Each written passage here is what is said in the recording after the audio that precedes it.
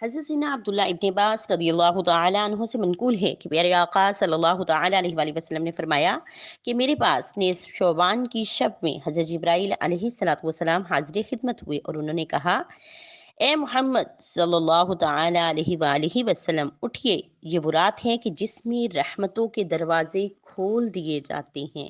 یہ وہ رات ہے، اٹھیے کہ اپنے دستے مبارک آسمان کی طرف اٹھائیے۔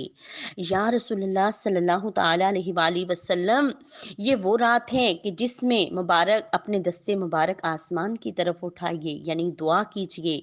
آپ صلی اللہ تعالی علیہ وآلہ وسلم نے ارشاد فرمایا: جبرائیل، یہ کون سی رات ہے؟ عرض کی: یا رسول اللہ صلی اللہ تعالی علیہ وآلہ وسلم، یہ وہ رات ہے جس میں بخشش رحمت الہی کے 300 دروازے کھول دیے جاتے ہیں۔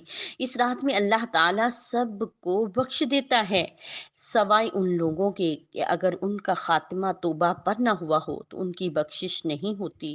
اور وہ کون سے لوگ ہیں؟ پیاری بہنوں، اپنا محاسبہ کیجئے کہ وہ کون سے لوگ ہیں جن کی اس شب برات میں مغفرت نہیں ہوتی۔ نمبر 1، شرک کرنے والا۔ نمبر 2، کاہن۔ نمبر 3، جادوگر۔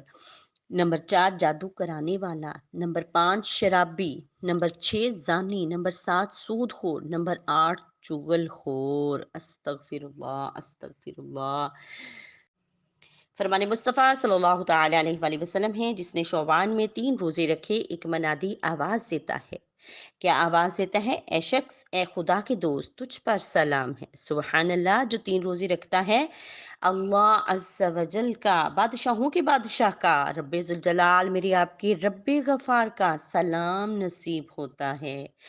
کیا فرمایا؟ وہ فرشتہ کیا کہتا ہے؟ اے شخص، اے خدا کے دوست، تجھ پر سلام ہے۔ میں تجھے خوشخبری دیتا ہوں کہ تیرا ٹھکانہ جنت ہے، تیرے تمام گناہ بخش دیے گئے ہیں۔ اللہ تعالیٰ نے تجھے درختوں کے ہر پتا کے بدلے میں 50 نیکیاں عطا فرمائی ہیں۔ ہر دانہ کے عوض میں جو زمین میں اگتا ہے، ایک دن کی عبادت کا ثواب دیا ہے، اور ہر روزے کے بدلے میں 1000 نیکیاں دی گئی ہیں۔ قیامت کے دن تجھے پیاس معلوم نہ ہوگی، کیونکہ تو اللہ کے عرش کے سائے کے نیچے ہوگا۔ سبحان اللہ، سبحان اللہ۔ یہ کس شخص کی فضیلت ہے جو شعبان المعظم کے 3 روزے رکھتا ہے؟ تو آئیے پیاری بہنوں، سب نیت کرتے ہیں۔ یہ شعبان المعظم جو پیارے آقا صلی اللہ تعالی علیہ وآلہ وسلم کا مہینہ ہے، اس میں کم از کم 3 روزے رکھنے والے